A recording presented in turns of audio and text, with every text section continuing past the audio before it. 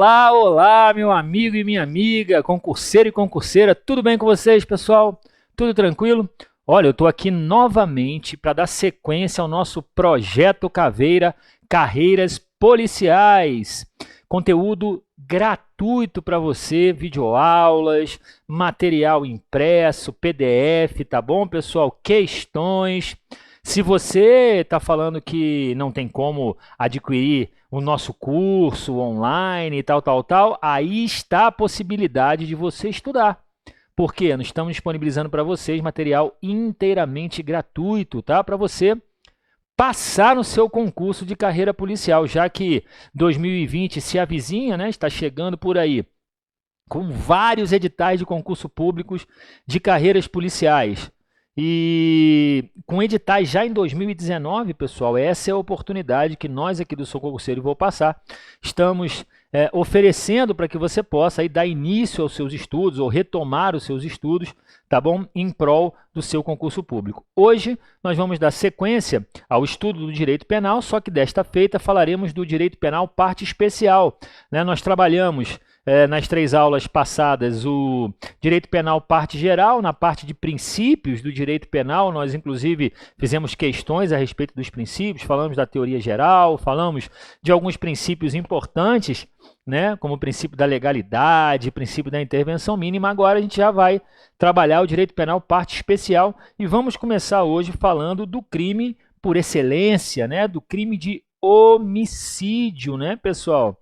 Crime de homicídio que está previsto a partir do artigo 121 do Código Penal. Crime de homicídio, na definição do professor Nelson Hungria, crime por excelência, né? Tamanha a gravidade e a repercussão desse crime no seio social. É o crime, inclusive, né, que inaugura a parte especial do Código Penal, não à toa, justamente porque cuida do nosso bem jurídico principal, que é a vida, né, pessoal? Então vamos trabalhar o crime de homicídio. Qual seria aí o conceito de homicídio, né? Qual seria o conceito do crime de homicídio, para depois eu colocar a topografia do crime de homicídio. Pelo conceito, entende-se o homicídio como a injusta morte de alguém. A injusta morte de alguém, tá, pessoal? Ela é, na definição do professor Nelson Hungria, você pode colocar aí o crime por excelência, né? Crime por excelência que inaugura a parte geral do Código Penal. Tudo bem, pessoal? Tranquilo? Maravilha. Qual seria aí a topografia do crime de homicídio? Topografia, eu gosto de expor a topografia porque essa topografia é a forma com a qual o crime é lançada, é colocada no Código Penal, e isso facilita o seu entendimento, né? Veja, eu tenho aqui no artigo 121 caput, né? Eu tenho aqui no artigo 121 caput o homicídio doloso. Homicídio doloso simples. Você pode ver aqui no artigo 121, lá está, ó, matar alguém, aqui no caput. Homicídio doloso simples, a pena 6 a 20 anos. Fácil isso? E aqui no parágrafo 1º, aproveitando, olha lá, eu tenho um caso de diminuição de pena. Se o agente comete o crime impelido por motivo de relevante valor social ou moral, ou sob o domínio de violenta emoção, logo em seguida a injusta provocação da vítima, o juiz pode reduzir a pena de 1/6 a 1/3. Professor, que hipótese de homicídio é essa? Aqui no 121, parágrafo 1º, a gente tem hipótese de homicídio privilegiado, tá? Homicídio privilegiado é causa de diminuição de pena. Causa de diminuição de pena. Beleza? Tranquilo. No artigo 121, parágrafo 2º. Artigo 121, parágrafo 2º, pessoal, é uma das partes que mais caem em concurso público. Por quê? Traz hipótese de homicídio qualificado, aquelas situações em que o homicídio, a injusta morte de alguém, ela é adjetivada por alguma situação relacionada a um motivo, né, o motivo pelo qual o crime é praticado, ou o modo de execução em que se pratica o crime. Ele tem essa adjetivação. Então, aqui no parágrafo 2º, eu tenho o homicídio qualificado. Tá? Qualificado ou pelo motivo com o qual se pratica o crime, ou pelo modo de execução com a qual o crime é praticado. Aqui no parágrafo 3º, eu tenho hipótese de homicídio culposo, pessoal. Eu tenho hipótese de homicídio culposo, olha lá. Quer ver? Ó? Eu tenho hipótese de homicídio culposo no parágrafo 3º. Se o homicídio é culposo, olha lá, maravilha? Aqui no parágrafo 4º, o que eu tenho? Eu tenho um homicídio com aumento de pena, tanto para o homicídio culposo quanto para o homicídio doloso. A gente vai ver essas hipóteses em que o homicídio é majorado em 1/3, tanto na modalidade culposa quanto na modalidade dolosa. Vamos colocar lá? Aqui, ó, 121. Parágrafo 4º, eu tenho o homicídio majorado. Homicídio majorado, causa de aumento. Causa de aumento de pena. E você não pode confundir homicídio majorado com homicídio qualificado. São situações distintas. No homicídio qualificado, a pena já vem pronta, 12 a 30 anos. No homicídio majorado, não. É um homicídio com aumento de pena, tá? Homicídio com aumento de pena, que no caso é 1/3. Aqui, o parágrafo 5º do crime é o homicídio com perdão judicial. Com perdão judicial, tá? O artigo 121, parágrafo 6º, vamos ler o 5º logo, né? Veja. Na hipótese de homicídio culposo, o juiz poderá deixar de aplicar a pena se as consequências da infração atingirem o próprio agente de forma tão grave que a sanção penal se torne desnecessária. A gente vai ver isso em pormenor já, mas é o homicídio com perdão judicial. O parágrafo 6º, pessoal, traz também hipóteses, tanto o 6º quanto o 7º, trazem hipóteses de homicídio majorado, né? Veja, o parágrafo 6º. A pena é aumentada em 1/3 até a metade se o crime for praticado por milícia privada, sob o pretexto de prestação de serviço de segurança ou por grupo de extermínio. E o parágrafo 7º traz causas de aumento de pena ao feminicídio, hipótese em que nós teremos homicídio qualificado, porque o feminicídio é um homicídio qualificado, majorado, nas hipóteses lá, ó, durante a gestação ou nos 3 meses posteriores ao parto, contra a pessoa menor de 14, maior de 60, com deficiência ou portadora de doenças degenerativas que acarretem condição limitante ou de vulnerabilidade física ou mental, ou na presença física ou virtual de descendente ou ascendente da vítima, e em descumprimento das medidas protetivas de urgência. Modificação legislativa, olha lá, ó, pela 13.771, na verdade, uma inclusão, né, desse inciso 4º ao parágrafo 7º. E aí a gente termina o crime de homicídio. Então, percebam, aqui, tanto no parágrafo 6º quanto no parágrafo 7º, eu tenho homicídio majorado especializado. Especializado por o quê, professor? Pela matéria, né? Especializado pela matéria. No parágrafo 6º, milícia privada. No parágrafo 7º, feminicídio. Homicídio majorado especializado. Então, olha só. Essa aqui, pessoal, é a topografia do crime de homicídio.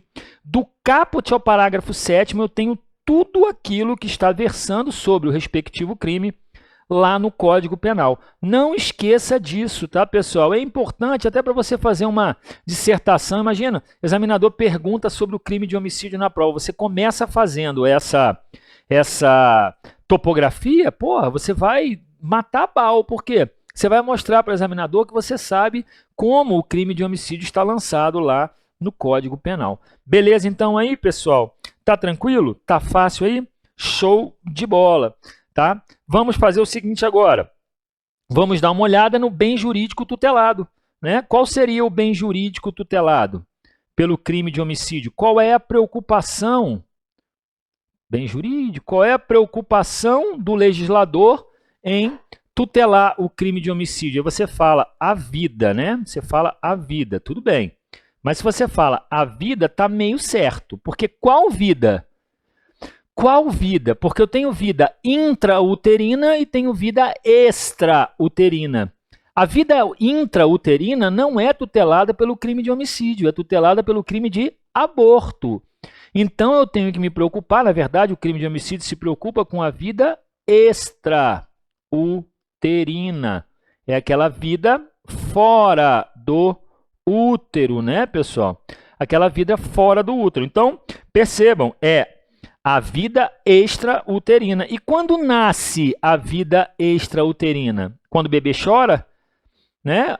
Que momento nasce a vida extrauterina? Isso é importante você visualizar, tá, pessoal? É muito importante você visualizar essa perspectiva. Em que momento nasce? Veja, a vida intrauterina ela nasce com a nidação, não é com a concepção nem com a fecundação, é com a nidação, que é o momento em que o óvulo fecundado cola na parede do útero. Beleza, essa é a vida intrauterina tutelada pelo crime de aborto. Mas e a vida extrauterina? Em que momento que nasce, pessoal? Em que momento que nasce? Percebam o seguinte, gente.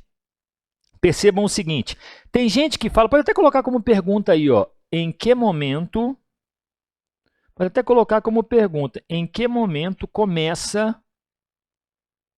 Em que momento começa a vida extrauterina? Em que momento começa a vida extrauterina? A doutrina aponta três correntes ou três hipóteses. A primeira corrente diz o seguinte. A primeira corrente, ela diz o seguinte: a vida extrauterina começa com o total e completo desprendimento do feto das entranhas maternas. Total e completo, tá? Total e completo desprendimento do feto das entranhas maternas. Eu tenho uma segunda corrente que diz, começa com as dores típicas,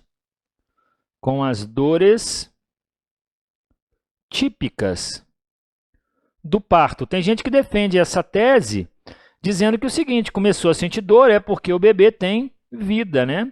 E uma terceira corrente diz o seguinte, começa com a dilatação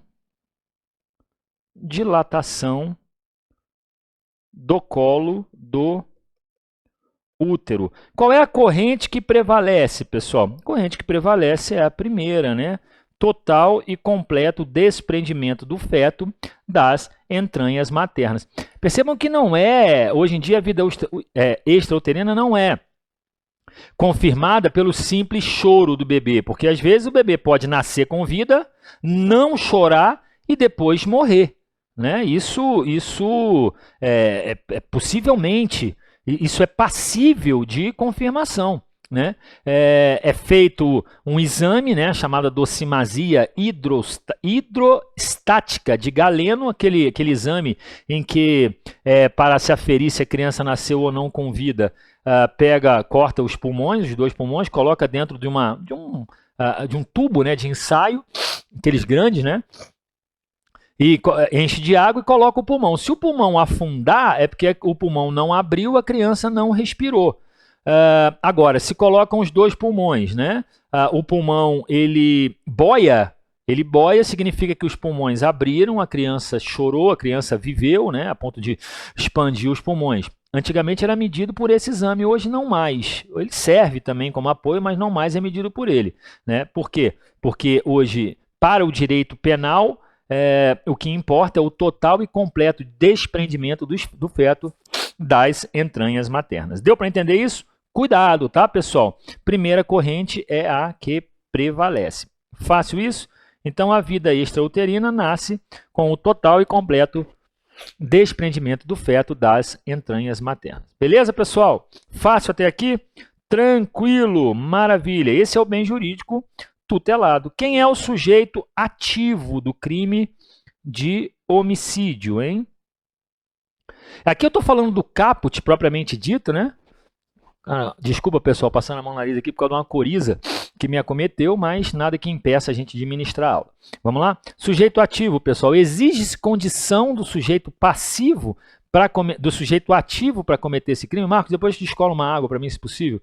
Obrigado, meu irmão. Sujeito ativo é aquele que pratica a infração penal. Exige condição especial? Não. Qualquer pessoa pode cometer. Qualquer pessoa. Eu estou diante, portanto, de um crime comum, né? Estou diante de um crime comum. Fácil? Tranquilo. Em relação ao sujeito ativo, não tem problema. E quem é o sujeito passivo do crime de homicídio? Aquele contra quem é praticada a infração penal. Quem é o sujeito passivo, pessoal? Me digam aí. Hein? Qualquer pessoa também pode ser vítima. Qualquer pessoa pode ser vítima. Agora, qualquer pessoa viva, né? Obviamente, né? Qualquer pessoa viva, né? Óbvio. Tá? Qualquer pessoa viva. Tá fácil isso? Tranquilo aí, pessoal. Tá? Também eu tenho aqui crime comum em relação a sujeito passivo. Diferentemente, por exemplo, do crime de infanticídio, né? Porque o crime de infanticídio, pessoal, exige-se condição especial tanto do sujeito ativo, porque quem pode praticar é só a mãe,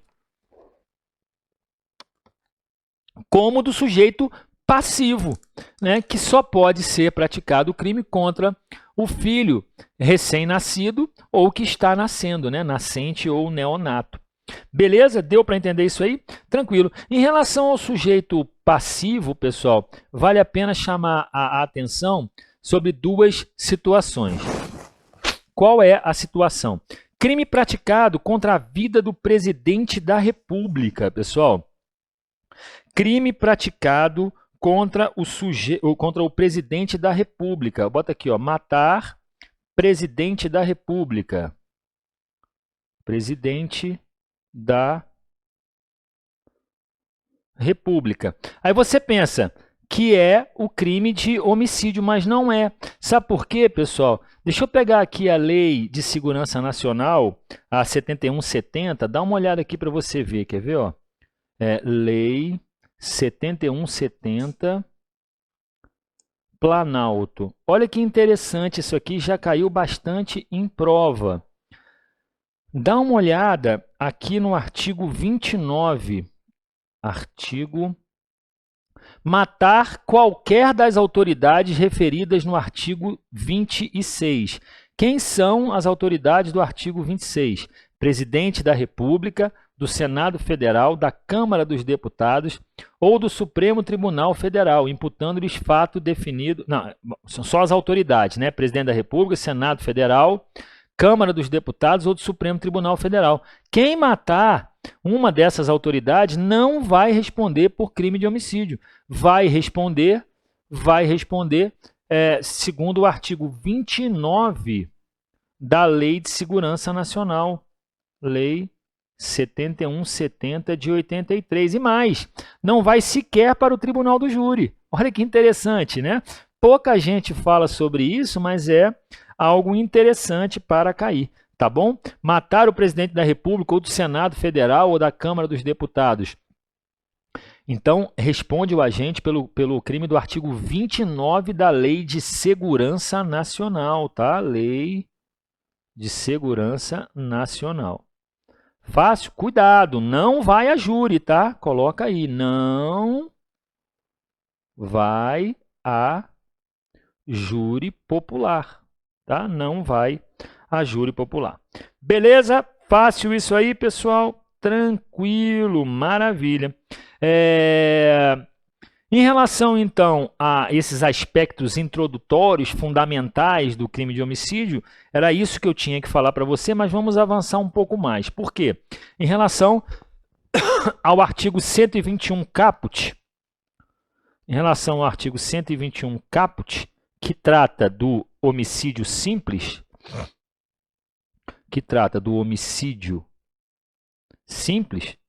esses aspectos introdutórios que eu já falei servem para todas as espécies de homicídio, sujeito ativo, sujeito passivo, né? A questão do bem jurídico tutelado. Agora, vamos trabalhar aqui o tipo subjetivo e o tipo objetivo do crime de homicídio simples. Primeiro, vamos falar do tipo objetivo. Tipo objetivo está relacionado com o quê, pessoal? Tipo objetivo está relacionado com a conduta, um meio de execução, a forma com a qual o agente pratica o crime, né? Tipo objetivo está relacionado com a forma,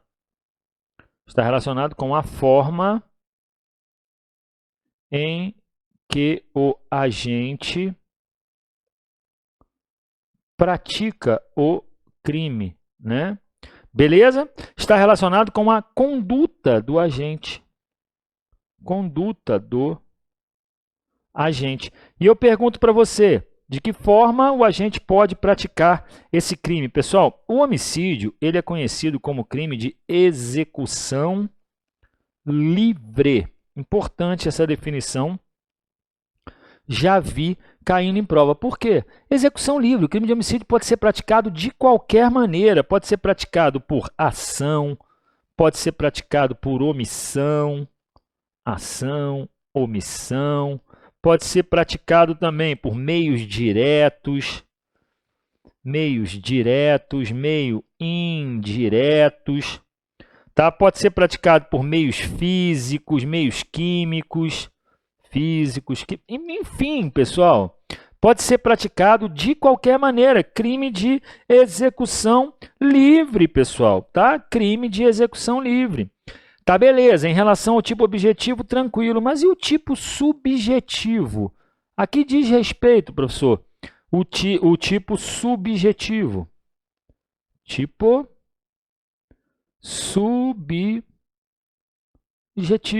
Tipo subjetivo está relacionado à vontade do agente. E aí eu estou falando do crime do artigo 121 caput. Vontade do agente, o que a gente chama de estado anímico. Aí você fala, professor, o crime de homicídio pode ser praticado tanto por dolo como por culpa. Só que aqui eu estou tratando do 121 caput, e o 121 caput só pode ocorrer de forma dolosa, tá? Dolo, tanto dolo direto como dolo indireto. Tanto dolo direto como dolo indireto. Por exemplo, na modalidade aqui, ó, eventual, né? Na modalidade alternativo, beleza? Mas ele pode ser praticado tanto por dolo direto, e aqui de primeiro grau, e também de segundo grau. Só escrever melhor aqui, ó.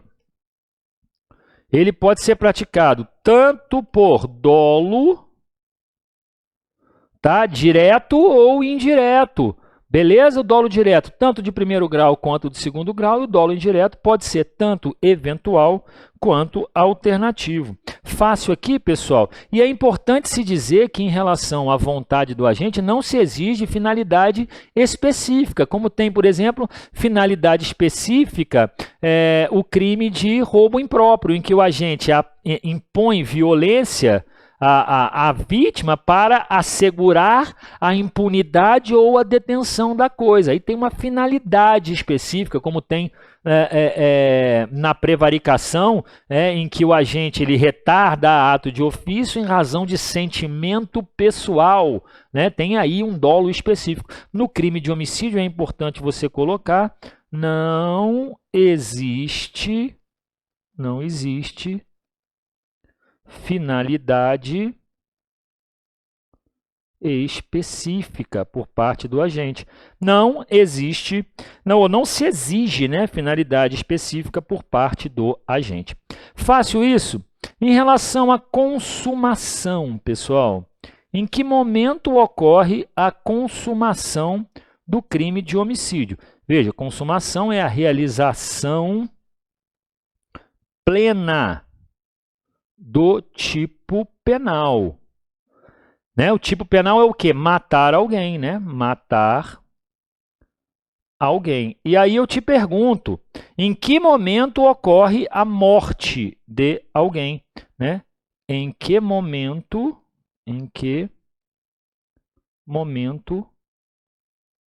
ocorre a morte de alguém? Tem gente que pensa que é no momento em que cessa a atividade respiratória, mas não é, viu, pessoal? Não é o momento em que cessa a atividade respiratória.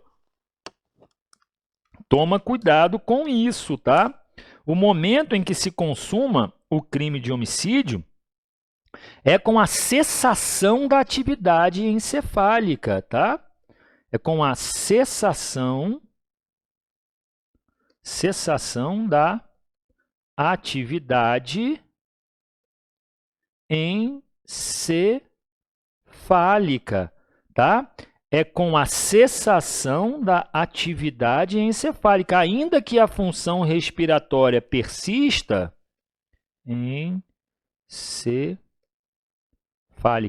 Ainda que a atividade respiratória persista, se a vítima já deu aso à perda da atividade encefálica, ela é considerada morta, tá, pessoal? Ela é considerada morta. Essa definição é dada pela Lei 9434 de 97.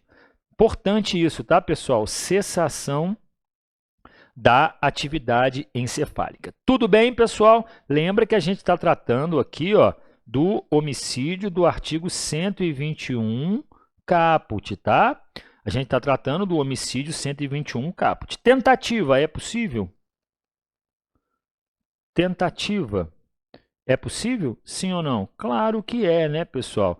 O crime de homicídio é um crime plurissubsistente,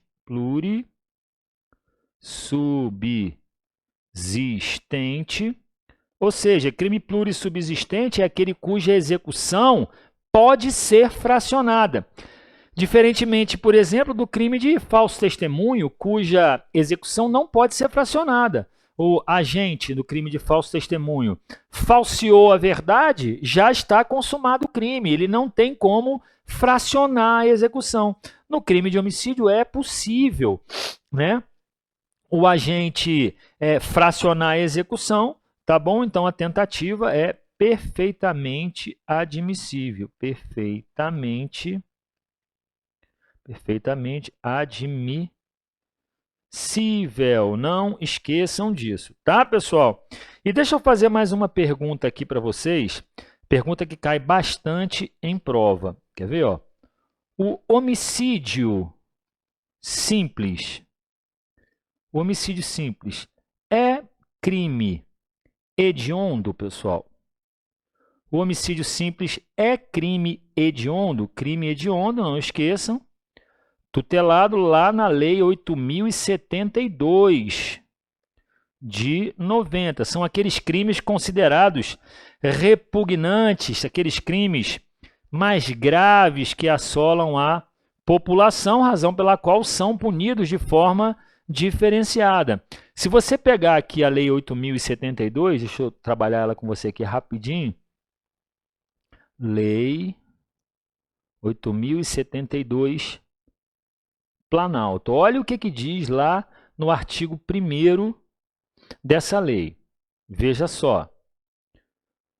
Artigo 1º. São considerados hediondos os seguintes crimes, todos tipificados no Código Penal, consumados ou tentados. Veja, aqui está, inciso 1º, homicídio quando praticado. Veja, homicídio, artigo 121 caput.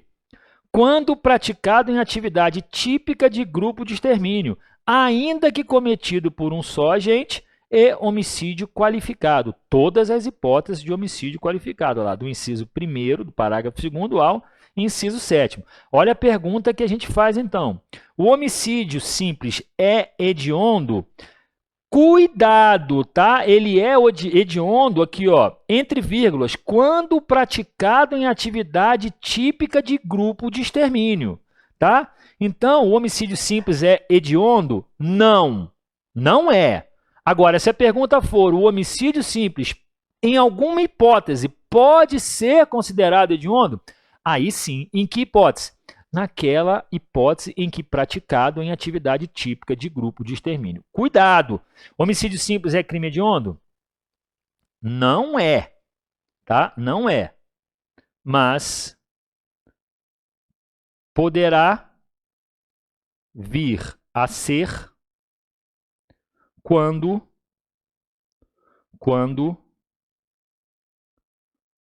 praticado em atividade típica de grupo de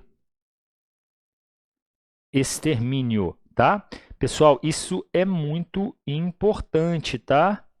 Não é, mas poderá vir a ser quando praticado em atividade típica de grupo de extermínio. Isso está previsto lá no artigo 1º, inciso 1º da Lei 8.072 de 90. Cuidado, tá? Cuidado. O homicídio simples não é crime hediondo, mas pode vir a ser quando praticado em atividade típica de grupo de extermínio. Tudo bem? Encerramos aqui o homicídio simples, tá?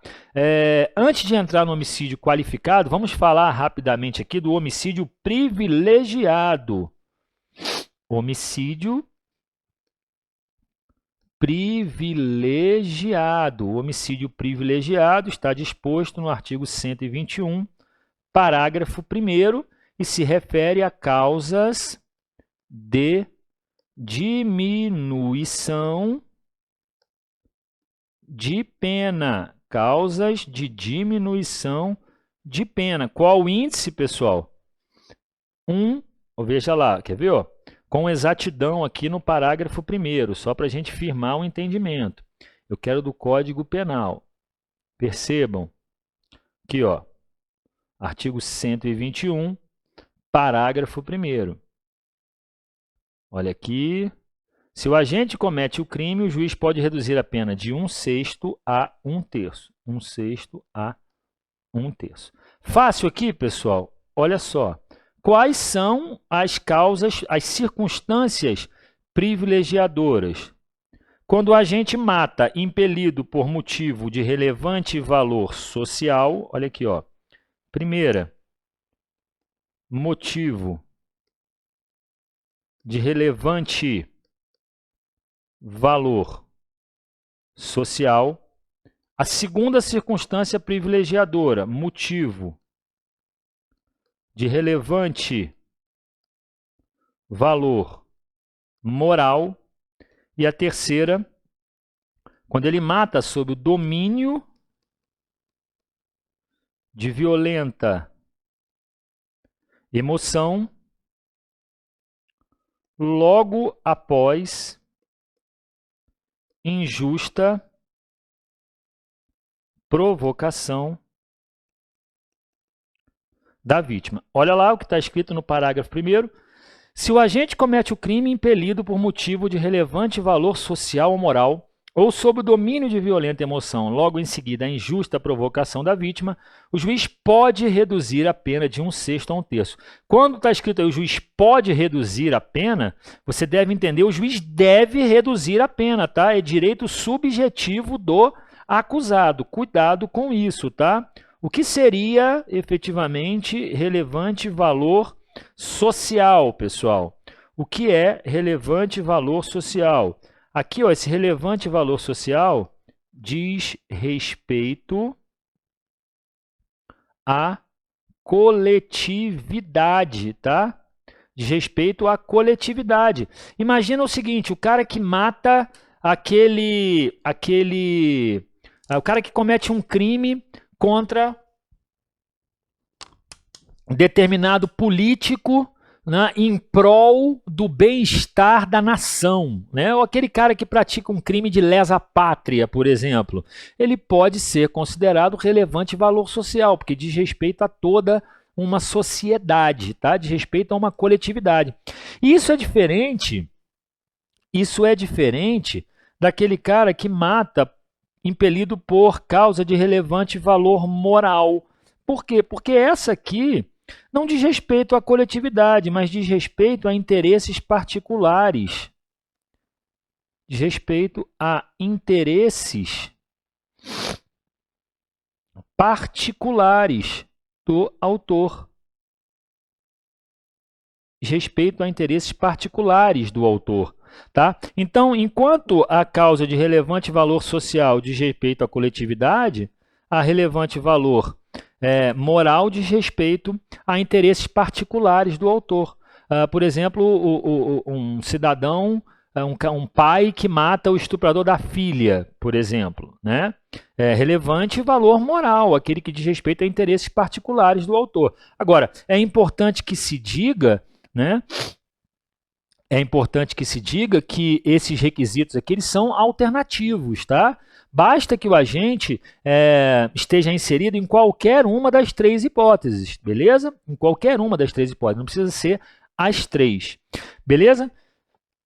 Agora aqui, ó, a última circunstância privilegiadora é quando a gente mata sob o domínio de violenta emoção. Cuidado aqui, ó, porque o examinador pode confundir domínio com influência, né? Ele pode dar uma questão de prova dizendo que o agente mate sob a influência de violenta emoção. Se for sob influência, não é causa privilegiadora, tá, pessoal?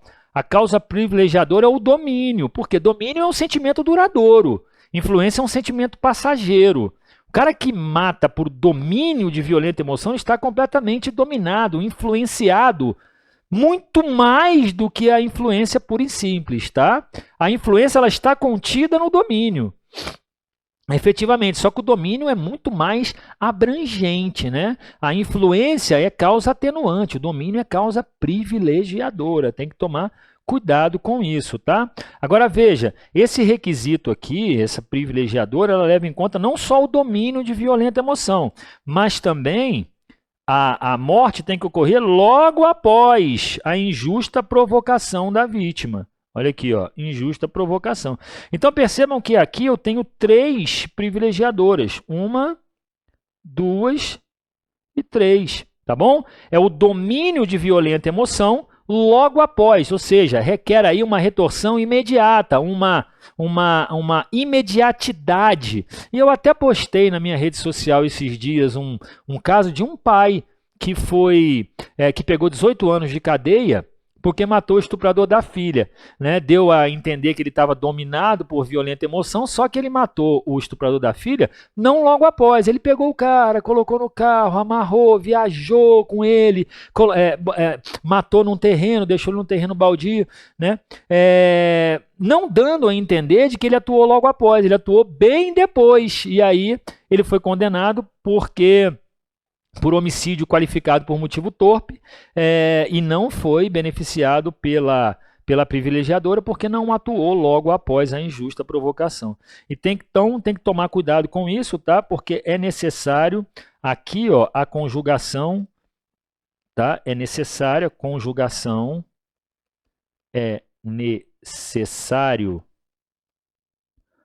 necessário a conjugação 2, 3 requisitos. Quais requisitos aqui? Eu estou falando desta qualificadora. Quais são os requisitos? Domínio de violenta emoção e reação imediata, tá? Logo após a injusta provocação da vítima. Beleza aí, pessoal? Cuidado com isso, então. Aí está homicídio privilegiado. Beleza? Então é isso. Terminamos aqui a parte a parte essencial, originária do crime de homicídio, falando do homicídio simples, lá do caput, doloso simples, e falamos do homicídio caracterizado por uma circunstância privilegiadora que dá ensejo a uma causa de diminuição de pena, beleza? Na próxima aula, pessoal, a gente volta com homicídio qualificado, beleza? Um abraço, até lá!